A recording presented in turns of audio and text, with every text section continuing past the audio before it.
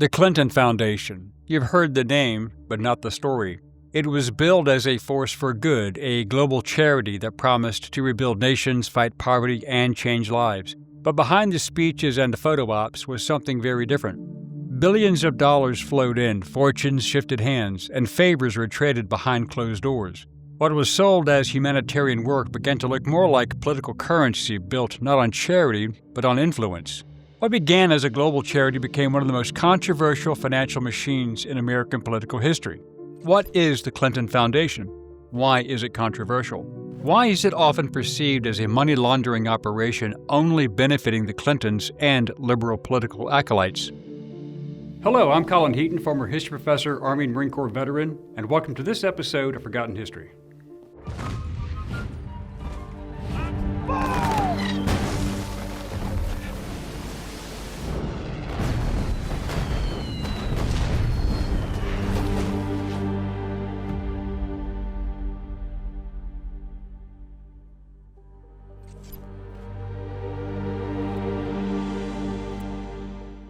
The devastating 2010 earthquake left Haiti in tatters. The country's economy reeled under the biting and excruciating effects of the disaster.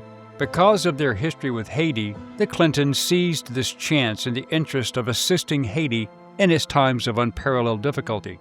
But their involvement with the earthquake relief programs was the final proof Haitians needed to show that the Clintons' true intentions with the country were to rob it for their own parochial interests. Bill Clinton's influence in Haiti ranges from the 1990s agricultural policies that destroyed the country's rice industry to the meddling in internal affairs and finally to the earthquake. There is a sense of permanence attached to the Clintons' name as regards their activities in Haiti, particularly the Clinton Foundation. When the earthquake struck, global response was to send in donations to Haiti. But of course, that needed a commission that would be designed to have an oversight role as regards to the disbursement of the various relief packages pouring through. The Clintons stepped up to lead the global response. The Interim Haiti Recovery Commission was brought into life, and Bill Clinton was selected to be its co-chair. At that time, Hillary Clinton was still the Secretary of State and thus responsible for channeling the United States Agency for International Development, or USAID, relief spending to Haiti. One could not have found an escape from their influence. Co-chairing the commission alongside Bill Clinton was Haitian Prime Minister Jean-Max Bellarive. Some $13.3 billion was pledged by international donors so that Haiti could be rebuilt and the lives of Haitians uplifted. But this was a sleight of hand at best.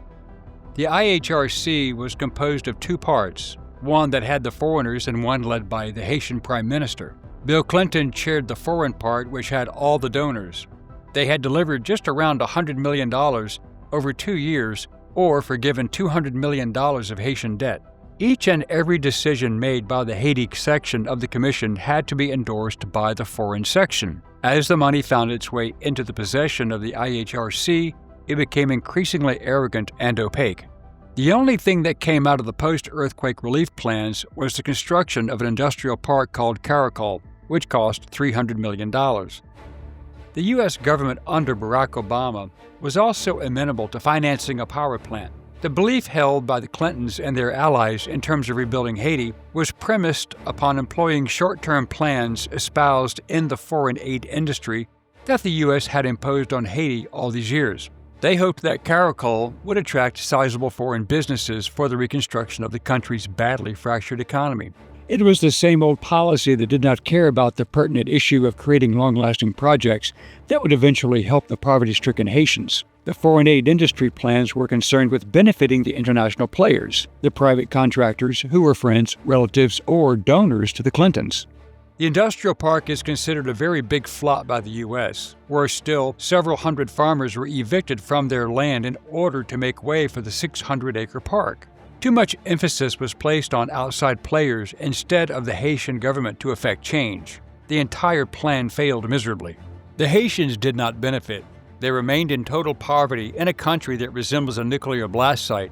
Nothing happened to lift the Haitians out of their misery, but only lined the pockets of the big firms. Small donors to the relief fund included South Korean textile giant Say Trading Company, which is the main employer at Caracol. They gifted the Clinton Foundation with donations between $50,000 and $100,000. The post-earthquake efforts by the Clintons, particularly Caracol, was a damning failure.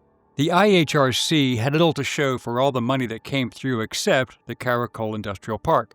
Not much reconstruction in Haiti was done. Where did all the money go? The Clinton Foundation has refuted claims that it had influence in the running of the IHRC, saying, quote, "Since 2010, the foundation has worked on the high ground in Haiti with a range of partners, helping more than 7,500 farmers lift themselves out of poverty, improving the Haitian environment by planting more than 5 million trees and installing more than 400 kilowatts of clean energy, and supporting women through literacy training and job skills for over 2,000 women." End quote. It has been speculated that some of the money that came through the commission found its way towards sponsoring Hillary Clinton's presidential campaign, which she lost to Donald Trump in 2016. But this is an area she has always been evasive about when probed. They become allegations without proof, but to Haitians, the more she dodges the question, the more she becomes suspicious and pernicious to the interest of Haitians. It is estimated that the IHRC collected over $5.3 billion over 2 years and $9.9 billion in 3 years, but Haitians still find themselves mired in abject poverty. A U.S. Government Accountability Office report under Obama and Hillary Clinton as Secretary of State circumvented the issue by deciding not to investigate any wrongdoing, but the gravity of the failure made them mention that the plans by the IHRC, co-chaired by Bill Clinton, did not align with the Haitians' priorities. Haitians were screwed, but the political coffers for Clinton's 2016 presidential run rapidly overflowed with money, much from foreign sources, which is illegal, but they were diverted through law firms and U.S. companies who recycled their payoffs from the donations. Even liberal activist actor Sean Penn, who was on the ground helping with famine and shelter relief, at least walked the walk as a humanitarian, and he openly blasted the Clinton Foundation for the scam. The failure by the IHRC to rebuild Haiti is still haunting Haiti. The failed agricultural policies by the U.S. made sure Haiti, a country that produced its own rice, would be reliant on U.S. food to the extent that Haiti imports food from the U.S. Foreign aid is continuously pumped into Haiti, and no plan is made to bolster the country's own capacity to rebuild and produce. Haiti is still run on which business finds favor with the U.S., and while the Clintons were in charge of the U.S., they presided over these failed policies. It is high time the onus to build Haiti shifts back to their government. So what actually happened? Money flowed into a giant cluster of NGOs, multilateral agencies, U.S. contractors, and Haitian government channels. Lots of it got tied up in consulting, planning, project development, feasibility studies, coordination committees, not direct build and deliver aid. Basically, it went to political supporters and friends. Clinton insiders were paid money for projects. Most were never started and even fewer were completed. But then, these companies made massive donations to her election campaign. Foreign government contributions to the Clinton Foundation did total in the hundreds of millions. Contributors were Saudi Arabia, Norway, the UAE, Qatar, Kuwait, Australia, Oman, the Netherlands, Germany, Canada, Italy, Ireland, Sweden, and others. The foundation boasted all the money they received, but they also included pledges in the total figure, not just money deposited. Miraculously, over $1 billion made its way to Hillary's election campaign. So, the public takeaway became, this thing sure looks like an influence machine wearing a charity t-shirt. The modern elite NGO mechanism can blend philanthropy, access, and political positioning so tightly that even if it's technically legal, it's socially indistinguishable from influence brokering. It was so bad, even the liberal Vanity Fair did a brutal forensic narrative on the subject in 2015. The Wall Street Journal and other major publications also reported on the missing funds, lack of transparency, and apparent fraud, which resulted. The reality is that the Clinton Foundation is the primary case study that permanently ended the era of we can have political dynasties and massive tax-exempt global influence platforms and pretend these things are separate. Too much program money was implementation light and political influence heavy. The Clinton Foundation and the DNC refused to publish their donor list, then claimed their server was hacked to prevent an audit. Essentially, the Clintons received a pass from a federal authority in the Obama Overwatch Collective. The SEC, IRS, FEC, FBI, and other agencies were told, hands off on any investigations, despite whistleblowers stating this is a prosecutable money laundering operation. Seems everyone except the Democrats in government knew something was wrong. The Clinton Foundation was playing 21st century global influence peddling using 20th century nonprofit rules, and the whole thing looked like a diplomatic cocktail party with a donation jar. Many have claimed that the entire enterprise was a major conflict of interest due to Hillary Clinton being Secretary of State under Obama, which carried influence with the now defunct USAID and Congress to give American taxpayer money to foreign causes without any financial or legal oversight. Bill Clinton did receive very large speaking fees as a result from entities tied to Russian finance, while Hillary was Secretary of State, including Hillary Clinton brokering the sale of uranium to Russia. Uranium One, a U.S. mining company that was sold to the Russians after investors pledged more than $100 million to the Clinton Foundation, also started a probe.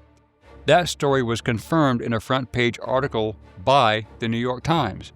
The sale resulted in Bill Clinton being offered $500,000 to give a speech to Renaissance Capital, or RENCAP, in Moscow in 2010, which was at the time majority owned by oligarch Mikhail Prokhorov. Congress was never informed or gave authorization for this transaction. Uranium is a national security issue. The Clinton era is the last time in U.S. history you will see a political dynasty simultaneously run a global NGO, collect sovereign speaking checks, and sit in the cabinet, and not expect a mushroom cloud of suspicion.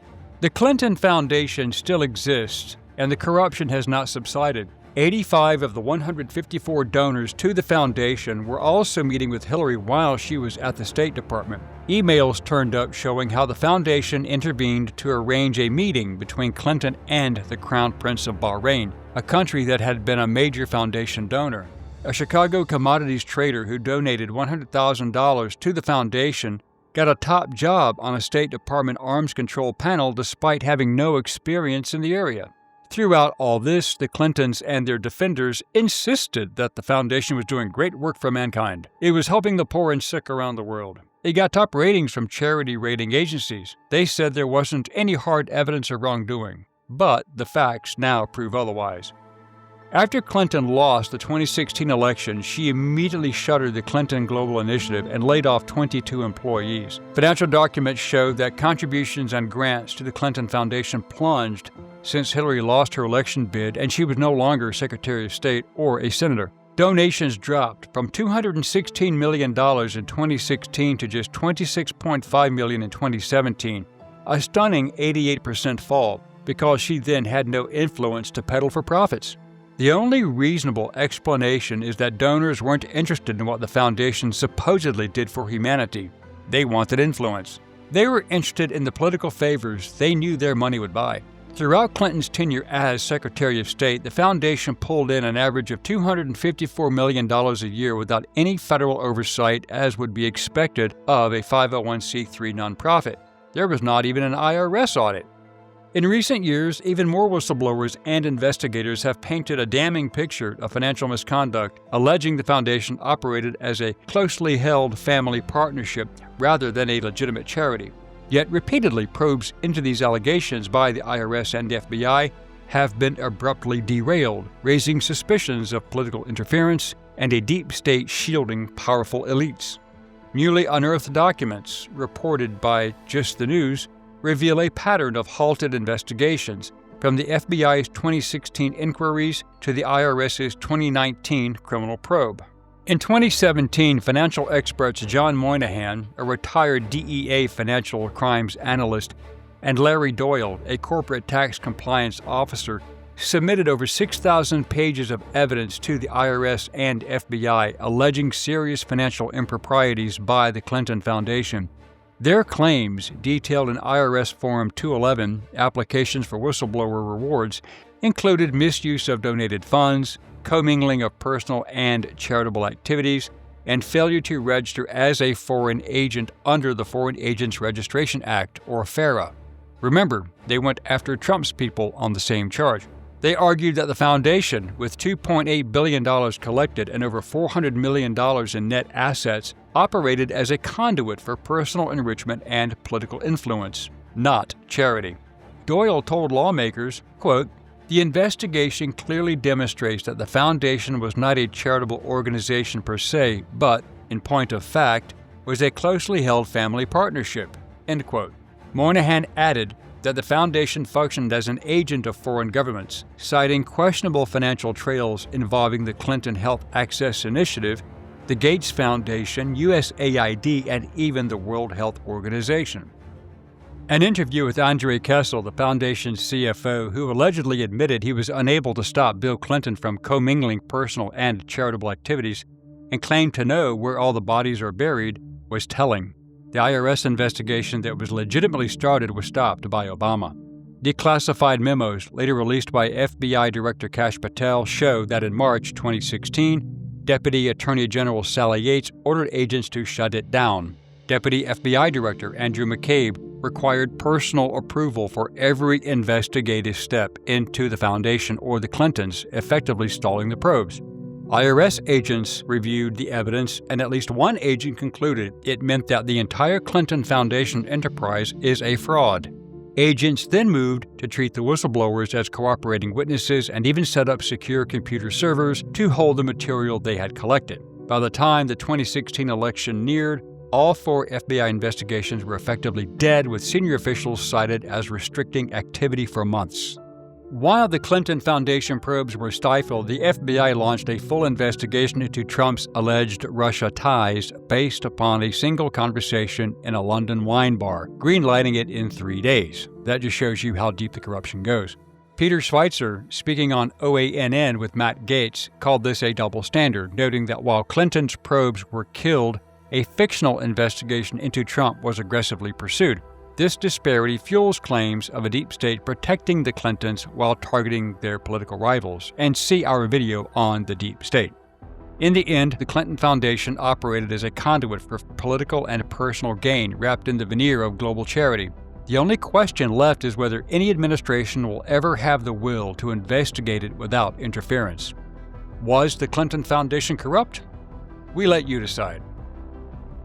Thank you for watching this episode of Forgotten History. If you liked what you saw, please click like, share, and subscribe. And if you would like to assist with the ever-increasing cost of production, please consider becoming a channel member and joining our Patreon page.